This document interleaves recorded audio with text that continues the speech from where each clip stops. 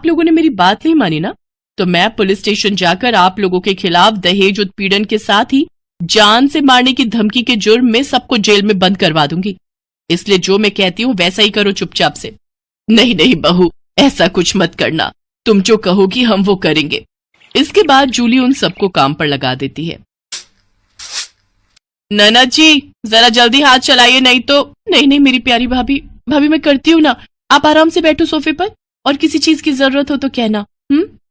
सासू माँ खाना बना या नहीं? अब हमें कल तक का वेट करना होगा क्या? बस बहू रानी तैयार है। थक हार कर ननद सफाई करके वहीं फर्श पर ही लेट जाती है, जिसे देख जूली कहती है, अब यहां क्यों रायते की तरफ फैल गई? जाओ उठो और मेरे कपड़े पड़े हैं, उन्हें धोकर आओ। तुम रहने तो ही ना देवरानी जी, कपड़े मैं धो देती हूँ।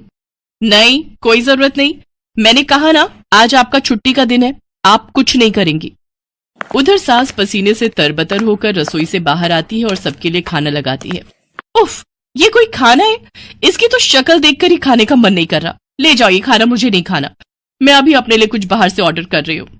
लेकिन बहू मैंने इतनी मेहनत से बनाए हैं, पूरे 2 घंटे लगे हैं मुझे रसोई में खड़े हुए। तो मैं क्या करूं? आप ससुर जी ये खाना ले जाकर बाहर कुत्तों को डालाना, और आपको जो मैंने सब्जी लाने का काम दिया था क्या वो आपने कर दिया? हाँ बहू, मैं बाजार से सब्जियां ले आया हूँ। Very good. अच्छा लिसन, शाम को मैंने घर पर पाजामा पार्टी ऑर्गेनाइज की है, तो अब आप तीनों जाओ और जल्दी से जाकर शाम के खाने की तैयारी करो। इसके बाद वो तीनों किचन में जाते हैं। हिना रोते हुए अपनी माँ से कहती है, माँ ये नई भाभी हमारे साथ ऐसा क्यों कर रही है? बड़ी भाभी ने तो कभी हमारे साथ ऐसा नहीं किया। हमारा किया हमारे सामने आ रहा है बेटी, हमने जो बड़ी बहू के साथ किया है उसी की सजा हमें मिल रही है। तभी जूली, हितांश और मानसी भी वहां आ जाते हैं। चलो सासू माँ, आपको अपने किए का एहसास तो हुआ और मेरी सहेली की कीमत भी पता चली। हाँ सासू माँ, मानसी मेरी सहेली है। क्या ये सच है बड़ी बहू? हाँ सासू माँ, ये मेरी बचपन की सहेली है और आगे की पढ़ाई के लिए विदेश चली गई थी। जब इंडिया आई तो ये हितांश से मिली और इन दोनों को प्यार हो गया। फिर जब हितांश ने मुझे इससे मिलवाया तो पता चला कि ये मेरी बचपन की दोस्त जूली है।